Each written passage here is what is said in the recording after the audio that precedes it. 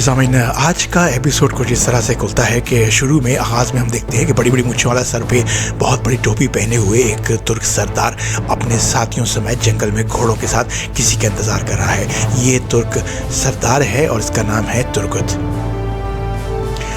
Turgut इंतज़ार कर रहा है मैकाइकोसिस की बहन का, जो कि मारी है, जो कुसुसुनिया से हरमान काया आ रही है। और क्योंकि मैकाइकोसिस जो है हरमान काया का तकफूर है और उसने तुर्गुत के बहुत से साथियों को बांध रखा है, अपने पास रखा हुआ है। और तुर्गुत ये चाहता है कि उसकी बहन को अगवा करके तो मैकाइकोसिस से, जो कि हरमान काया का तकफूर है, उन अपने साथियों को छुड़वा सके।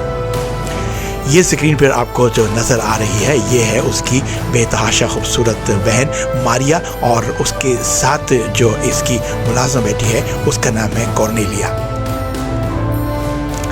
कॉर्नेलिया कहती है कि हमें कुछ खौफ सा आ रहा है क्योंकि हम इस जंगल में अपनी बग्गी के साथ गुजर रहे हैं। तो उस पर मारिया कहती है किसी में हिम्मत है कि हरमान काया के तकफूर की बहन को अगवा कर सके। नाज़रीन व सामीन, पूरा तरीके से प्लान बना लिया गया था और तुर्गुत ने जंगल में अपने सिपाहियों को छुपा दिया था। और तरीक़ेकार ये था, तजवीज़ ये थी कि तुर्गुत जो है वो जाकर हमला करेगा और दाएं बाएं से उसके साथी जो हैं फिर बग्गी पर हमला करके बग्गी को रोक लेंगे और मारिया को, यानी कि उसकी बहन मारी को अगवा कर लिया जाएगा।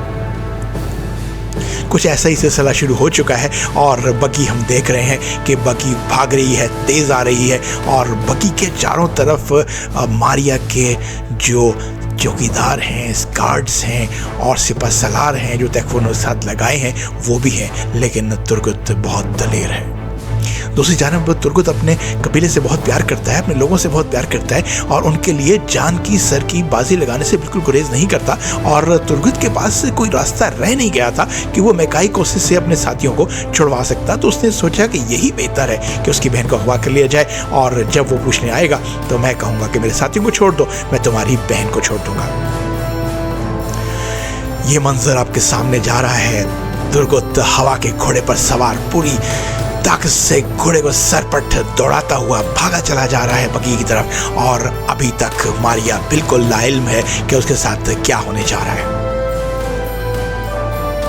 साथियों, तुर्गुत का घोड़ा आते देखकर जो उसके रखवाले थे मारिया के, वो बग्गी को छोड़कर तुर्गुत की तरफ माइल हो गए और वो तुर्गुत की तरफ भागना शुरू हो गए। ये देख सकते हैं आप कि लाल जैकेट्स के अंदर जो है ये तकफूर के लोग हैं और सिंपल सादा बिल्कुल अकेला तुर्गुत उड़ता चला आ रहा है हवा के घोड़े पर सवार के ख़त्म कर दे। और जब उनका ध्यान बटेगा तो चारों तरफ से तुर्गुत के जो छुपे हुए साथी हैं वो भी तीरों की मदद से हमला कर देंगे और इस तरह ये सारे के सारे जो रखवाले हैं वो मारे जाएंगे। और उसके बाद फिर तुर्गुत इंतहाई महारत दिखाएगा और महारत दिखाता हुआ बग्गी के करीब पहुंच जाएगा।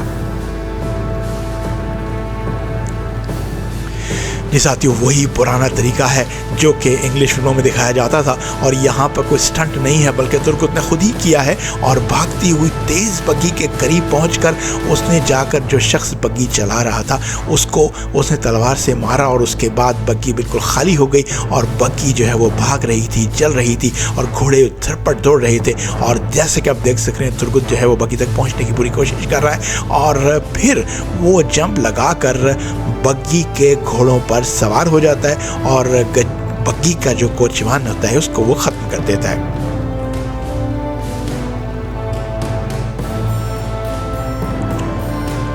मारिया बहुत खूबसूरत होने के साथ साथ बहुत बड़े दिल की मालिक भी है, जंगजू भी है और जानती है कि ये सूरत हाल उसके लिए कोई पहली दफ़ा नहीं हुई है। और वो मुतमईन इत्मीनान के साथ बैठी हुई सभी कुछ खिड़कियों से देख रही है, जबकि कॉर्निया उसकी मुलाजमा काफ़ी परेशान है और छोटे छोटे उल्टे सीधे सवालात करके अपनी मालकन को डरा भी रही है और उससे पूछ भी रही है कि आगे क्या होने वाला है।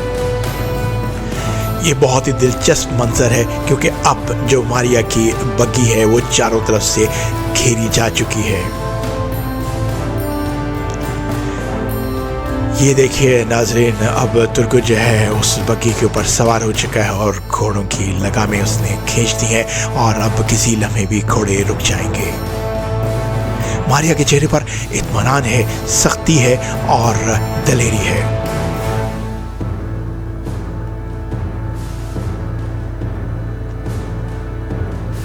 मारिया कोसिस की बहुत प्यारी बहन है और कोसिस मेकाई उसके लिए कुछ भी कर सकता है। और यही बात जो है वो तुर्कुत को मालूम है कि अगर उसकी बहन को अगवा कर लेता है तो उसके 8, 10, 12 साथी जिनको कोसिस मेकाई ने अपने पास कैदी बनाकर रखा हुआ है, छुड़ाना को मुश्किल काम नहीं होगा। और आखिर तुर्कुत ने खिड़की खोल दी और खिड़की खोल के मारिया को नीचे आने को कहता है।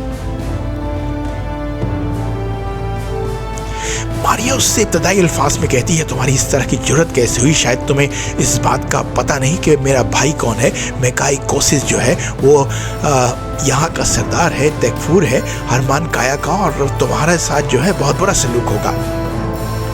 इसके साथ ही उस्मान का जो दीवान है वो भी लगा हुआ होता है, जिसमें बुरहान है और कुर्गुत है और उस्मान है। यहाँ पर ये लोग बातें कर रहे थे कि एक सरदार जो है वो तैकफुरों से बड़ी दलेरी से लड़ता है, लेकिन इनको उसका नाम नहीं मालूम था कि वो सरदार कौन है जो अकेला ही तैकफुरों को जाकर चिपट जाता है और फतह हासिल करता है। ये है उस्मान का भाई जो इस वक्त आपको स्क्रीन पर नज़र आ रहा है। ये बड़ा भाई है और मशवरे देने में और तदबीर साजी में बहुत ममदो मुआवन साबित होता है।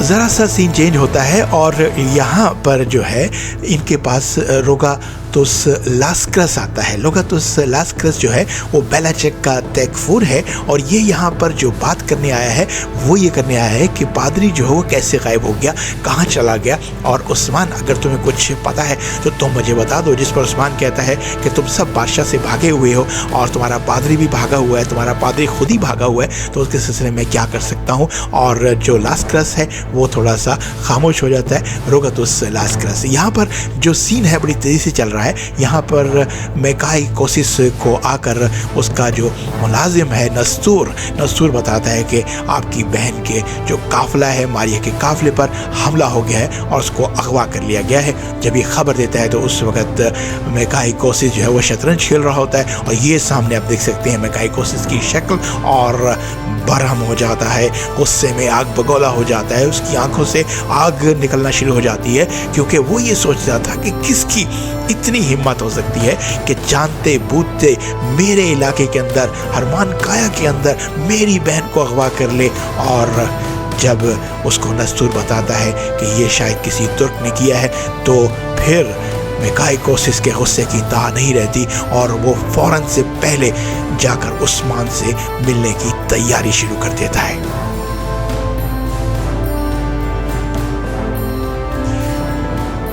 अब यहाँ पे जो रोगातुस है वो भी अपना सिलसिला जो है उस्मान सिलसिला सीधा कर रहा है। किसी तरह मुझे ये सामने है आपके रोगातुस लास्क्रस, बेलाचेक का तैकफूर है ये, और ये चाहता है कि किसी तरह से मुझे पादरी मिल जाए, क्योंकि बिहाइंड द सीन ये जानता है कि पादरी अगर है, ग्रेगोर है, तो वो उस्मान के पास है। लेकिन ये फेस टू फेस ये बात नहीं कर सकता था, नहीं कह सकता था कि तुम्हारे पास है और वो मुझे दे दो। लेकिन उस्मान ने ये कहा कि तुम्हारा पादरी जो है वो खुद ब खुद ही भागा हुआ है, तो मैं क्या कर सकता हूँ, क्योंकि तुम सारे बादशाह से फरार हासिल कर रहे हो, बादशाह से छुप कर भाग रहे हो, इसमें मेरा क्या कसूर है।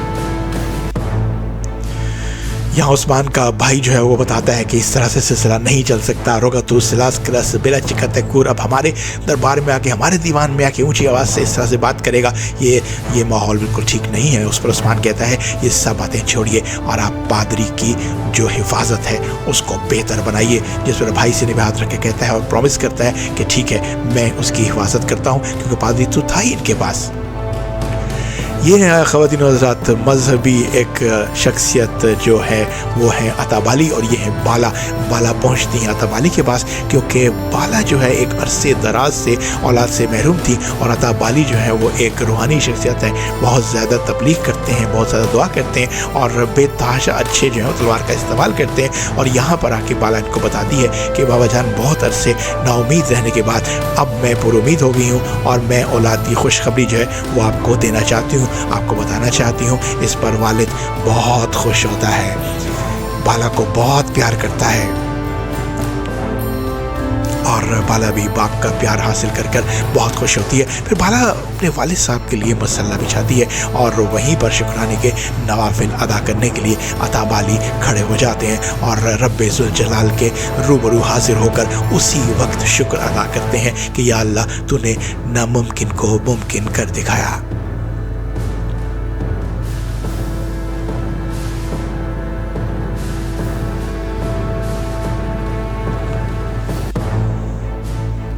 सामने की एक बहुत ही रूह परवर मंजर था, क्योंकि इसके अंदर जो वालिद जिस तरह नमाज़ पढ़ रहे हैं और बेटी जिस तरह खड़ी हुई है, ये देखने की जो हालत है इसको सिर्फ वही सोच सकता है, फील कर सकता है जो किसी मुश्किल से गुजर रहा हो, फिर अचानक अल्लाह ताला उसकी बात सुन ले। तो शुक्र करने का इससे बेहतर तरीका कोई नहीं है कि जब खुदा का शुक्र करना है तो 2 नवाफिल अदा कीजिए और अल्लाह ताला का सच्चे दिल से शुक्र अदा कीजिए, क्योंकि वही मुश्किलें हमारी आसान करने वाला है। अब बाला यहाँ पर पूछती है कि ये खबर जो है ये मंजर आम पर कब लेकर आनी है। इस पर अता बाली कहती हैं कुछ अरसे खबर अपने पास रखो, इसको ज़्यादा लोगों तक मत पहुँचाओ और फिर आने वाले वक्त में हम इस खबर को बताएंगे। अब दूसरी तरफ दिखाते हैं कि तुर्कत मारी को जो कोसिस की बहन है, कोसिस मेकाई की बहन है, उसको अगवा करके बड़े इज्जत और एहतराम के साथ बग्गी से निकाल कर घोड़ों पर बिठाकर वो अपने कबीले लेकर आ जाता है।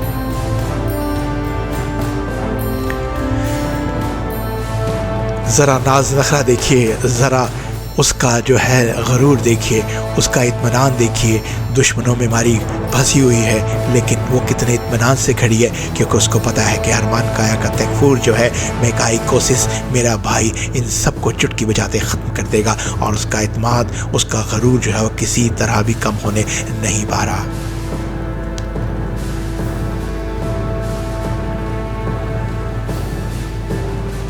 एक तरफ तो ये सिलसिला था और दूसरी तरफ मेकाई कोसिस ने ये सोचा कि सबसे बेहतर तरीका ये है कि इस मामले को ज़्यादा गर्म होने से पहले ही ठंडा कर दिया जाए और उस्मान से जाकर बात की जाए कि ये क्या सिलसिला है। अपने पूरे जाहो जलाल के साथ, अपनी पूरी फौज के साथ, पहरादारों के साथ, तकफूरों के साथ वो उस्मान के कई कबीले पहुंच जाता है और धूम धड़के के साथ फ्लैग्स लगे हुए हैं, झंडे लगे हुए हैं और अपने ख़ास मुलाजमों के साथ नस्तूर भी उसके साथ है और उस्मान के काई कबीले के दरवाजे पर आकर रुक जाता है।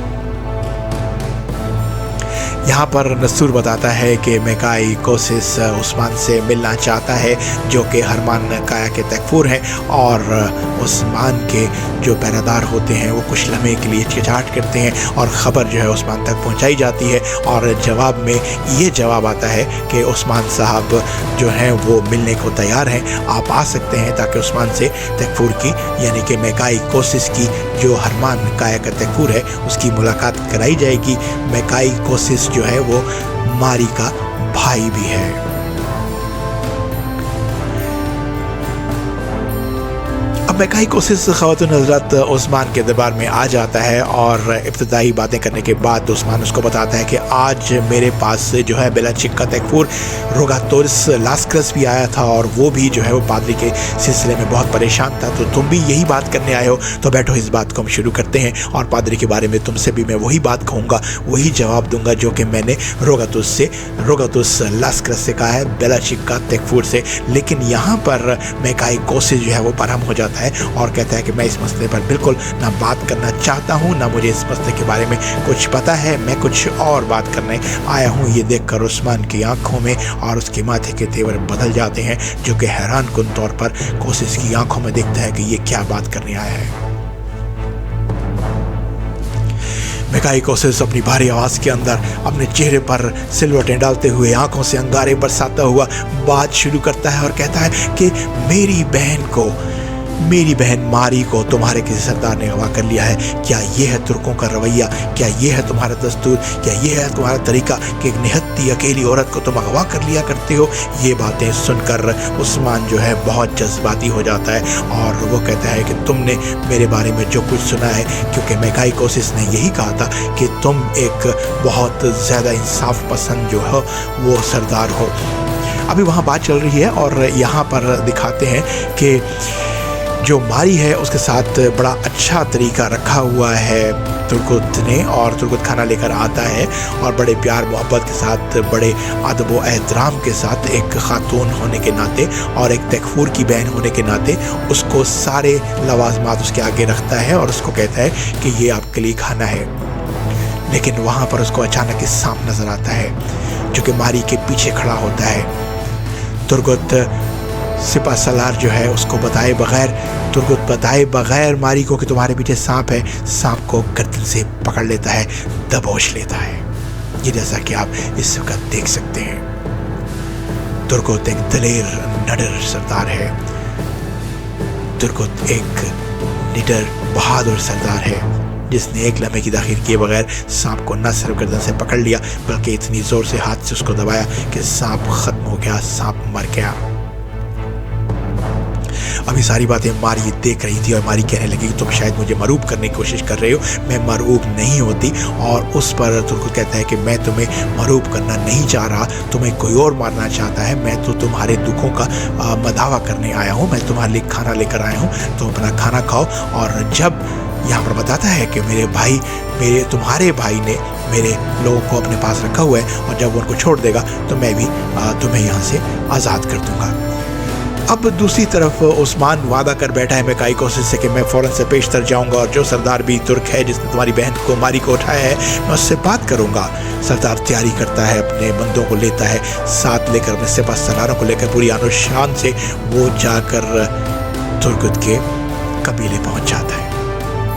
तुर्गुत बड़ा हैरान। तुर्गुत ने नाम तो ज़रूर सुना था उस्मान सरदार का, लेकिन चेहरा शनासाई नहीं थी और बहुत हैरानी के साथ तुर्गुत अपने सिपा सलारों के साथ देख रहा था कि ये कौन आ रहा है।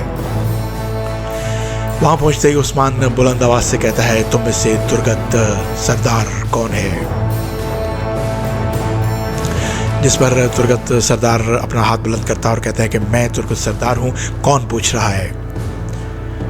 जिस पर उस्मान वही जवाब देता है, अर्तुगरुल गाजी का जानशीन कुर्लुस उस्मान। और फिर यहाँ पर बात होती है और उस्मान वो सारी बात बताता है और बताता है कि तुमने बहुत गलत किया है और तुम फ़ौरन से पहले मारी को मेरे हवाले कर दो और तुम्हारे लोगों को कोसिस मेकाई से छुड़वाना मेरा काम है और तुम्हारे पास कोई दूसरा रास्ता नहीं है। और अगर तुम सोचते हो कि तुम्हारे पास कोई दूसरा रास्ता है तो फिर उस्मान सरदार से जंग के लिए तैयार हो जाओ।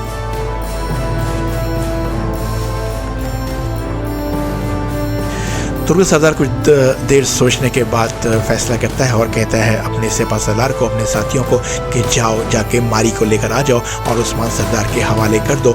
और ये भी कहता है कि उस्मान सरदार, मैंने आपके बारे में बहुत कुछ सुन चुका है, आप अपने वादों के पाबंद हैं, आप दलेर हैं और आप दयानतदार हैं। मैं आप पर पूरा भरोसा करता हूँ कि मेरे लोगों को आप सही सलामत मुझ तक पहुँचा देंगे।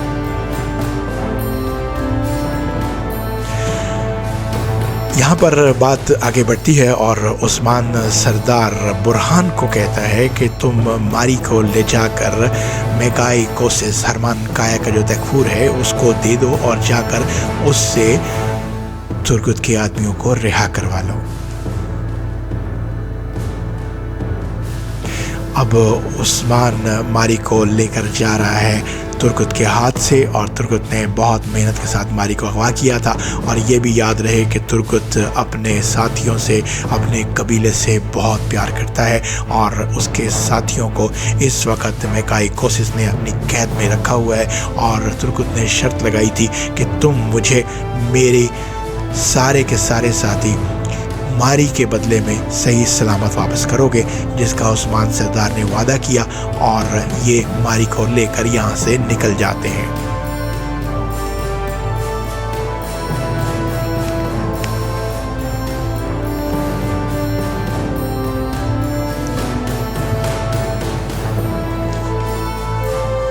होने के साथ यहाँ पर फिर वही बात जो मैं कहना चाहूँगा, मारी के करैक्टर को थोड़ा सा डिस्कस करना चाहूँगा, क्योंकि वो उसका भाई जो है वो बहुत दलेर है और हरमान काया का वो तेकफूर है मेकाई कोसिस, और वो ये सभी को जानते हैं। उसके चेहरे पर आप जिस वक्त कॉन्फिडेंस देखें, एतमाद देखें, वो किस कदर दलेराना तरीके से ऐसे निकल कर जा रही है जैसे दुश्मनों से नहीं बल्कि अपने मातहतों के नरखे से निकल के जा रही है। बहरहाल बात और ख़तरनाक हो चुकी है, क्योंकि अब उस्मान सरदार जो है वो बीच में आ गया है तुर्गत के और कोसिस मेकाई कोसिस के, क्योंकि अब जो भी बात अगर ख़राब होगी तो उस्मान सरदार बराह रास्त ज़िम्मेदार होगा, क्योंकि मारी को अगवा करना, अपने कबीले में लेकर आना और हरमान काया के तेकफूर को, मेकाई कोसिस को घुटनों पर लेकर आना कोई आसान बात नहीं थी। और अगर उस्मान तुर्गत के बंदों को छुड़ाने में नाकाम हो जाता है तो फिर तुर्गत डायरेक्ट दुश्मन हो जाएगा उस्मान का, क्योंकि